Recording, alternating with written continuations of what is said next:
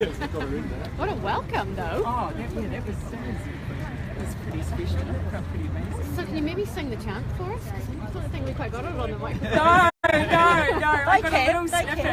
I got a little snippet of it on Instagram. There we go. Here we go. Jacinda, I learned. Oh, Jacinda, I learned. Oh, Jacinda, I learned. Oh, Jacinda, I learned. Oh, Jacinda, I learned. That was awesome. Completely spontaneous. Completely spontaneous. Yeah. Hey, so just tell us about the hospital announcement. PPP is out and it will be taxpayer funded. So that'll come. The funding for the hospital will come from capital expenditure. But there are big differences between what we've announced today and what the government has been talking about.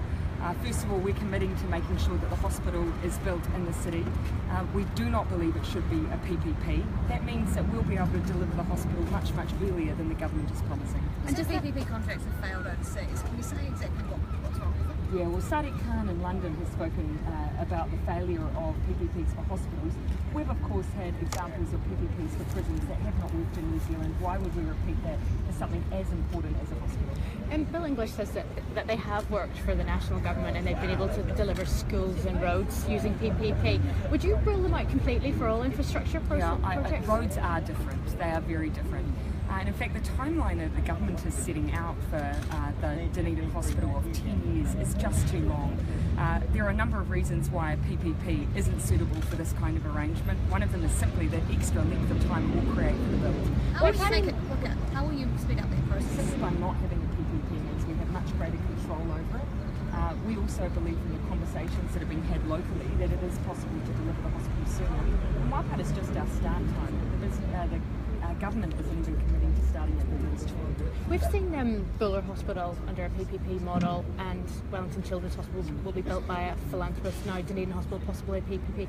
What does that say about the healthcare system? There's no examples of hospitals on this scale being built as a PPP, and we see no good evidence why we should start. Dunedin needs their hospital fairly quickly. They've been waiting since the government made an announcement in 2014. We need to get on with it, and we know the best way to do that is for us to deliver it. You're going to start the build next year, but when is it going to be finished We're going to start within our first term. Of course, we need to make sure we secure the right site for the build. That's incredibly important.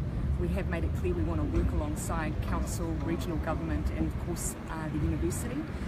But that means we should be able to still start the build within our first term. And when is it going to be finished by? It'll be finished sooner than within 10 years because we'll be starting sooner. We have examples of other much larger builds who have been built between 5 and 6 years. So we believe it'll be sooner than 10, and we believe we can start within our first term. You mentioned iwi in your... Because National is saying between 7 and 10. Yeah, we believe sooner than that. You mentioned iwi in your speech. Would they not be an ideal partner to build a hospital in Ngāi Tahu, for instance? We need to work alongside Ngāi Tahu. They'll be a part of that vision group that we talked about, including the university, including the council, including regional government. But at this stage, we want to make sure we're working alongside them to deliver for their community as well. But we believe the best way to deliver this hospital is via the Crown, as we have with all our other major builds. You've mentioned Defence Force boosting the numbers in Afghanistan to 13. Do you support that increase? Yeah, I've been given a bit of information about the rationale for that increase. It is a modest increase and it's non-combat troops.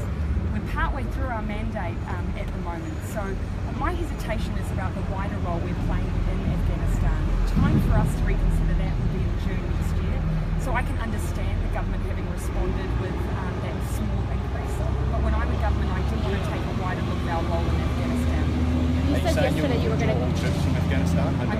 I'm saying in June 2018, when I'm Prime Minister, I want to take the time to look at the current state of affairs in Afghanistan. It is a complex conflict.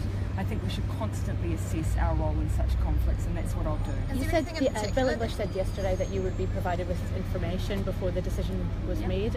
Are you happy with the time that was provided? And did you get enough? I did get a brief amount of information, probably what they were able to provide under the circumstances, and I did have a conversation with the Minister, which I appreciated. I can understand the rationale and why they've come to this decision, but I absolutely maintain the right as Prime Minister to review our position in June 2018. Is there anything in particular that would see you withdraw troops? I think it's about the wider conflict. It's 17 years on now. I think we need to constantly reassess the role that we play. We've always tended to take an approach of wanting a UN mandate behind our work and also to play a reconstruction role. In those 17 years, the conflict has changed dramatically, and we need to assess that we're playing the right role under those circumstances. Bill English was in Queenstown today, but he's ruling out a regional tourist tax or bed levy or anything that would help with the influx of tourists.